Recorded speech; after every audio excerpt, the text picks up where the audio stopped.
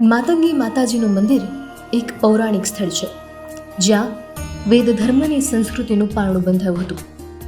અહીં જ મૂઢ માત્રના કુળદેવી શ્રી માતંગી માતાજીનું પ્રાગટ્ય થયું. અહીં જ યુધિષ્ઠિર અને શ્રી રામ ભગવાનના પગલાં થયા હતા. અહીં જગવિખ્યાત સૂર્ય મંદિરનું નિર્માણ થયું હતું. અહીં પિતામહ બ્રહ્માજી, ધર્મરાજ, સૂર્યપત્ની સંજ્ઞાએ પણ આ ક્ષેત્રમાં બકુલ વૃક્ષ તળે તથા મનુ રાજાએ પણ અહીં તપ કર્યું હતું. અહીં ભગવાન શંકરે અંશ સ્વરૂપે ધર્મેશ્વર નામ ધારણ કરી વાસ કર્યો હતો. જગતના સર્વે દેવો ધર્મક્ષેત્રમાં વાસ કરે છે ત્યારે ગંધર્વો અને અપ્સરાઓ, લોકપાલો અને દિગ્પાલો સૌ કોઈ અહીં સેવાર્થે વસવાટ કરી ગયા છે. નમસ્કાર દર્શક મિત્રો, હું કેતન પંડ્યા અને આપ જોઈ રહ્યા છો રખેવાળ પ્લસ. જી હા દર્શક મિત્રો, અત્યારે ચાલી રહી છે નવરાત્રિ અને નવરાત્રિ એટલે માં નવ દુર્ગાનો પાવન અવસર કે જ્યાં માય ભક્તો મન મૂકીને ગરબે રમતા હોય છે. નવલી નવરાતની નવરાતે આજે આપણે માતંગી માતાના મંદિરે એટલે કે મોઢેશ્વરી માતાજીના મંદિરે રખેવાળ પ્લસની ટીમ આવી પહોંચી છે. જી હા દર્શક મિત્રો, આજે માતંગી માતાના મંદિરે આપણે માના ઇતિહાસ, મહિમા અને એમના સંપૂર્ણ મંદિરનો મહિમા જાણીશું. જગતના આદિદેવોએ આ ધર્મારણ્યને પુણ્યક્ષેત્ર તરીકે સ્થાપ્યું હતું. મોઢેરામાં શિવકૂપ, ધર્મવામ્પી, ભૂતનાથ મહાદેવ, મુક્તેશ્વર મહાદેવ, ધારાતીર્થ, નાગતીર્થ, ઈશ્વર મહાદેવ, ગંગાકૂપ તથા સુવર્ણ નદી જેવા પવિત્ર દર્શનિક અને સ્નાન યોગ્ય તીર્થો અહીં આવેલા છે. આ સ્થળે યમરાજ એટલે ધર્મરાજે 1000 વર્ષનું પ્રચંડ તપ કર્યું હતું, જેના કારણે ઇન્દ્રરાજાએ પોતાની ઇન્દ્રાસનની તેમને બીક લાગવા લાગી હતી અને તેથી ધર્મરાજનું તપ ભંગ કરવા તેમને અપ્સરાઓને મોકલી હતી, પરંતુ તે સફળ નહીં થયા. અને ત્યારે ધર્મરાજે ઇન્દ્રરાજને જણાવ્યું કે મારે તમારું રાજ નથી જોઈતું, મને ફક્ત ભગવાન શંકરના દર્શન કરવા છે. તેથી શંકર ભગવાનને ધર્મરાજને દર્શન આપવા અને વરદાન માંગવાનું કહ્યું. અને ત્યારે ધર્મરાજે કહ્યું કે હે ભગવાન, આ તપોભૂમિને મારા નામ સાથે જોડી આપો અને તમે પણ અહીં વાસ કરો.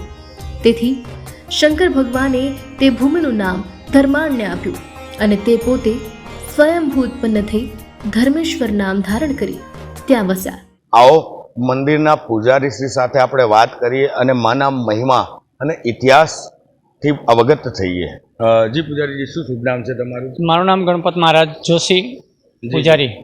ગણપતભાઈ, નવરાત્રિ મહોત્સવ ચાલી રહ્યો છે તો માતાજીની અહીંયા કઈ રીતની તૈયારી કરવામાં આવે છે? નવરાત્રિ મહોત્સવને લઈને મંદિર પ્રશાસન તરફથી અથવા તો આપણે કેવી રીતનું આયોજન હોય? જી જય માતાજી. અમારે નવરાત્રિ મહોત્સવમાં 9 દિવસ નવલા નોરતા મેં ઘણા ધામધૂમથી કરીએ છીએ અને અમારા મોઢ સમાજના જે મોઢ બ્રાહ્મણ, વાણિયા, પટેલ ને મોદી સમસ્ત જ્ઞાતિના જે કહેવાતા મોઢ સમાજના અને અનેક લોકો, ગામના પણ લોકો નવરાત્રિમાં અહીંયા આજુબાજુના પણ લોકો નવરાત્ર જોવા માટે આવે છે. અને સરકારશ્રી તરફથી અમને દર વર્ષે એક નવરાત્રુ ફાળવે છે. એટલે આ વખતે આસો સુદ ત્રીજના દિવસે અમારે નવરાત્રિનો પ્રોગ્રામ રાખેલો છે અને તે ભવ્યથી ભવ્ય નવરાત્રિ લાઇટ શો સાથે લોકો નવરાત્રિ કરે છે, કલાકારો લાવે છે અને અમારા દર્શકમાં જે આવનાર યાત્રિકો છે ઘણી ભાવથી અને એમાં લાભ ઘણા બધા લે છે. ગામના લોકો પણ લાભ લે છે. રાત્રે 12-1 વાગ્યા સુધી ગરબા રમઝટ બોલાવે છે. લાઇટનું પણ વ્યવસ્થા સારી કરવામાં આવે છે. જી જી જી જી પૂજારીજી, માતંગી માતાજીનો મહિમા શું છે, એનો ઇતિહાસ શું છે અને એનો ઇતિહાસ શેમાં વર્ણવવામાં આવ્યો છે? માતંગી મોઢેશ્વરી એને 18 ભુજાઓ ધારણ કરેલી છે. માતંગી મોઢેશ્વરીમાં વર્ષોથી આ માતાજીનું સ્થાન છે. જ્યારે રામચંદ્ર ભગવાન કર્ણાક નામના દૈત્યનો વધ કર્યો પછી અહીંયા આવ્યા ત્યારે સીતા માતાએ માતંગીની પૂજા કરી અને જે નૈવેદ્ય થતું હતું એ નૈવેદ્ય ધરાવ્યું હતું. અને એના પછી સૂર્ય મંદિરમાં જે સૂર્યકુંડ છે એની અંદર જઈ અને રાવણની તર્પણ વિધિ કરી હતી. અને એના પહેલાં જે રાક્ષસ ગણ જેને કહેવાય કર્ણાક નામનો દૈત્ય અહીંયા મોઢ સમાજને હેરાન કરતો હતો, એટલે સમસ્ત મોઢ સમાજે શ્રી માતા એટલે ભટ્ટારિકા માતાને પ્રાર્થના કરી, હે માં, મને દૈત્ય હેરાન કરે છે તો મારે શું કરવું? ત્યારે માં મોઢેશ્વરીએ એટલે કે શ્રી ભટ્ટારિકા માતાએ કહ્યું કે જાઓ, તમારું સંકટ દૂર થશે. તેના પૂજારીને કહ્યું એવું એટલે માતાજીના અસીમ કૃપાથી કર્ણાક નામના દૈત્યનો માં મોઢેશ્વરીએ 18 ભુજાઓ ધારણ કરી અને એનો સંહાર કર્યો. જ્યારે 18 ભુજાઓ ધારણ કરી ત્યારે એમાં અલૌકિક બળ આવી ગયું અને દેવોએ અસ્ત્ર શસ્ત્ર પૂરા કરી અને કર્ણાક નામના દૈત્યનો નાશ કર્યો અને મોઢ કુળનું રક્ષણ કર્યું, મોઢ કુળનું ઐશ્વર્ય કર્યું. ત્યારથી માતંગીનું નામ મોઢેશ્વરી કર્યું છે. અને એના પછી જ મુસ્લિમ રાજાઓ ચડાઈ કરી અને જ્યારે બહુચરાજીની અંદર કુકડાઓ માર્યા અને જ્યાં ત્યાં હિન્દુ મંદિરો ખંડિત કર્યા, એ વખતે અમારા અહીંયા મોઢેશ્વરી મંદિરમાં મોઢેશ્વરીમાં બિરાજમાન હતા. એટલે અહીંયા આવીને એમ થયું આપણા મોઢ સમાજને કે કદાચ આપણા માતાજીને ખંડિત કરશે તો એમ કરી આપણે વાવમાં છુપાવી દઈએ. હવે એ વખતે એમ કહેવાય છે વાવમાં છુપાવ્યા કે ક્યાં લઈ જાય કોઈ ખબર નથી, પણ એની બાજુમાં એક વાવ ધર્મેશ્વરી વાવ છે. એ વાવની અંદર માતાજીને સંતાડવામાં આવ્યા હતા અને માતાજીનું ગોખ ખાલી જોઈ અહીંયા સમસ્ત રહેતા મોઢ સમાજના કહ્યું કે આપણા માતાજીને આપણા સ્થાનમાં નથી, આપણે આ સ્થાન ઉપર ન રહેવાય. એટલે અહીંથી જે તે લોકો પોતાના ધંધાર્થે સુરત, નાસિક, મુંબઈ કે વલસાડ, બિલીમોરા, અંકલેશ્વર, ભરૂચ, દરેક જગ્યાએ ગુજરાતમાં ઓલ ઇન્ડિયામાં મોઢ સમાજ અત્યારે પ્રસરી રહ્યો છે. અને ત્યાં એના પહેલાં કહેવાય કે ધર્મેશ્વરી વાવ ધર્મરાજા એટલે યુધિષ્ઠિર રાજે 1000 વર્ષ તપ કર્યું અને શિવ પ્રસન્ન થયા અને માગવાનું કહ્યું કે શું જોઈએ છે માગો. ત્યારે યુધિષ્ઠિરે કહ્યું કે મારો આ સ્થળ સાથે નામ જોડી આપો. ત્યારે આ સ્થળનું નામ જોડી આપ્યું, ધર્મક્ષેત્ર નામ આપવામાં આવ્યું. અને એ નિમિત્તે ધર્મેશ્વર મહાદેવ, કાશીના વિશ્વનાથ મહાદેવ છે એટલા પાવનકારી ધર્મેશ્વર મહાદેવની સ્થાપના કરેલી છે. અમારે અહીંયા મોઢેશ્વરી મંદિરમાં મોઢેશ્વરી મંદિર, કૃષ્ણ મંદિર, શ્રી ભટ્ટારિકા માતા મંદિર, સાંઈબાબાનું મંદિર, ગોગા મહારાજનું મંદિર અને બાજુમાં શિવ મંદિર, આ બધા મંદિરોમાં સુવર્ણ બનાવ્યા છે. અંદરના ગર્ભગૃહ બધા સુવર્ણ બનાવેલા છે. સમસ્ત મોઢ જ્ઞાતિ અવારનવાર આવે છે. અમારે બેસતા વર્ષના દિવસે ઘણી એવી ભીડ રહે છે અને ભાઈ બીજના દિવસે સમૂહ આરતી થાય છે. એમાં સમસ્ત મોઢ જ્ઞાતિના લોકો ભાવથી આરતી ઉતારે છે. અને બેસતા વર્ષથી લાભ પાંચમથી કરીને આઠમ સુધી સમસ્ત મોઢ જ્ઞાતિના જે સંઘો આવે છે અને અવારનવાર સંઘો તો આવતા જ હોય છે, પણ એમાં માતાજીની હાજરી વધારે હોય એમાં ઘણા લોકો આવે છે. નવરાત્રના દિવસે માતાજીને નવલા નોરતા કરવા માટે ક્યાંયથી લોકો આવે છે અને ગરબા આખી રાત ઝૂમે છે અને માતાજી તરફથી સારી એવી વ્યવસ્થા અમે આપીએ છીએ. આમાં ઘણા ઉત્સવો થાય છે. અમારે જન્માષ્ટમી કૃષ્ણ ભગવાનને અમે સારી રીતે મનાવીએ છીએ, નવરાત્રિ પણ સારી મનાવીએ છીએ અને ગોગા મહારાજની પ્રતિષ્ઠા મહોત્સવ હોય કે ધજાદંડનો મહોત્સવ હોય એના યજમાનો થઈ જાય છે અને કરીએ છીએ. અને આ દેવ દિવાળીના દિવસે માતાજીને ભવ્યથી ભવ્ય અન્નકૂટ ધરવામાં આવે છે. એની અંદર સમૂહ આરતી કરી દરેક ભક્તોને લાભ આપવામાં આવે છે. લાભ લેવા માટે મહાસુદ તેરસના દિવસે એની ઉછાણી બોલાય છે. જે વધારે ઉછાણી બોલે એ ભક્ત લાભ લે છે. જી પૂજારીજી, માતંગી માતાજીના મંદિરે નવલી નોરતાની આઠમની રાતે શું વિશેષ આયોજન હોય છે? નવલી નોરતાની આઠમ રાતે અમારું વિશેષ આયોજનમાં તો એટલું બધું નહીં હોય, પણ વચ્ચે કોઈ ગવર્મેન્ટની નવરાત્રિ કે સરકારી નવરાત્રિ આવે એની અંદર અમે સારો ઉત્સવ મનાવીએ છીએ અને બધી વ્યવસ્થા આપીએ છીએ. ચા પાણી નાસ્તા સુધીની વ્યવસ્થા બધાને આપીએ.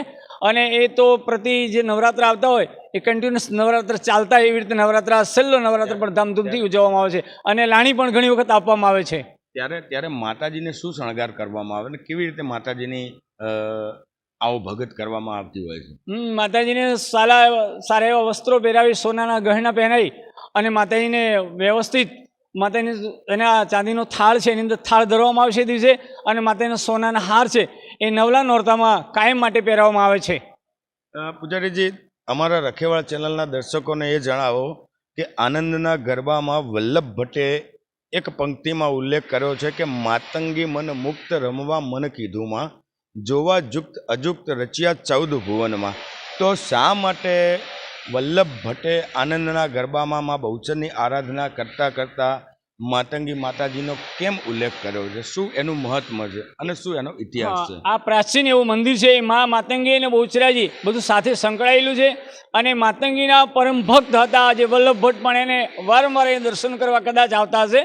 એના પરમ ભક્ત હતા એટલે માતંગી મન મુક્ત રમવા મન કીધુંમાં, એટલે માતંગી પણ એનો હર્ષ ઉલ્લાસ જોઈ અને જ્યારે એણે ઉછવણી કરી ત્યારે માતાજીએ ત્યાં હાજરી આપી અને મન મૂકીને બહુચર ચોકમાં માતંગી રમ્યા હતા. 14 ભુવન જે કહેવાય છે તે 14 ભુવન સાથે કઈ વાર્તા જોડાયેલી છે? 14 ભુવન સાથે આ ધર્મક્ષેત્ર જોડાયેલું છે. એની અંદર માતંગીનું આ ધર્મક્ષેત્ર કહેવાય એની સાથે જોડાયેલું છે. માતંગી માતાજીના મંદિરમાં અન્ય શું જોવાલાયક સ્થળો છે અને ગુજરાત રાજ્ય યાત્રાધામ વિકાસ બોર્ડ તરફથી મંદિરનો જે જીર્ણોદ્ધાર કરવામાં આવી રહ્યો છે તો એ બાબતે આપ માના ભક્તોને અને રખેવાળ ચેનલના દર્શકોને શું સંદેશો આપશો? અમારે અહીંયા માતાજીની અસીમ કૃપાથી સમસ્ત મોટ જ્ઞાતિ જે કહેવાય નરેન્દ્રભાઈ મોદી સાહેબ પણ એમના કુળદેવી છે, મહાત્મા ગાંધીના પણ કુળદેવી છે અને એવા ઘણા ઉદ્યોગપતિઓના પણ કુળદેવી છે. અને અમારા મોટ સમાજમાં સારા એવા પૈસાદાર વ્યક્તિઓ છે, એ અમારે કોઈ ખોટ પડવા દેતા નથી. અને સરકાર શ્રી તરફથી અમને માતાજીને જે કહેવાય કે સોલારની પ્લેટો 444 પ્લેટો આપવામાં આવી હતી. અને હમણાં સરકારશ્રીએ નક્કી કર્યું છે કે મોઢેશ્વરી મંદિરમાં કાયમ માટે લાઇટની ઉર્જા રહે એ માટે એ લોકોએ 2.5 કરોડ ફાળવેલા છે. ગુજરાતમાં સૌકાઓ પછી વડોદરાના ગાયકવાડોની સત્તા ફેલાઈ અને ધાર્મિક સ્થળોની વધુ અવગતિ થતી અટકી. પણ મોઢ બ્રાહ્મણો અને વૈશ્યો મોઢેરા છોડીને અન્ય સ્થળે ચાલી ગયા, જેથી મોઢેરા ફરી આબાદ ક્યારે ન બન્યું. ત્યારબાદ વડોદરા રાજ્યની ગાદીએ પુણ્યશ્લોક સયાજીરાવ મહારાજ આવ્યા અને તેમણે રેલવે લાઈનો દ્વારા મુસાફરી પણ સરળ બનાવી. અને તેથી માતંગી માતાજી વાવમાં છે તેવી ભાવનાથી કોઈક મોઢ બ્રાહ્મણો તથા મોઢ વૈશ્યો મોઢેરા આવી ધર્મવાવમાં દર્શન કરી સંતોષ અનુભવતા. પણ ત્યાં મોઢેશ્વરી માતાજીનું મંદિર જેવું જ ન હોવાથી એટલે ધર્મવાવ દુરસ્ત કરી માતાજીનું સ્થાનક વગેરેનું નિર્માણ કરવા વિચારો મોઢ જનતાને આવ્યા હતા. અને અંતે સંવત 1962માં મંદિર નિર્માણનો પ્રારંભ થયો હતો. સંવત 1966માં મહાસુદ તેરસના દિવસે હાલના માતાજીના મૂર્તિના પ્રતિષ્ઠાનો મહોત્સવ ઉજવાયો હતો.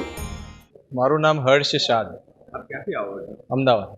અમે વર્ષમાં 2 થી 3 વાર અમારા કુળદેવી છે એટલે અમે એમના દર્શન કરવા આશીર્વાદ લેવા આવીએ છીએ. અને આજે બી અમે એટલા માટે આવેલા છે કે 6 મહિના પહેલાં 9 મહિના પહેલાં જ્યારે લાસ્ટ આવેલા હતા અમે અને અમારા ભાગીદાર, ત્યારે એક મનોકામના એમને કીધેલી હતી કે આ વસ્તુ થશે ત્યારે તમને પાછા મળવા આવીશું. તો આજના દિવસે એ વસ્તુ પૂર્ણ થઈ છે માતાજીના આશીર્વાદથી. એટલે એમના પરિવાર દર્શન કરવા અને આશીર્વાદ લેવા અહીંયા આવ્યા છે.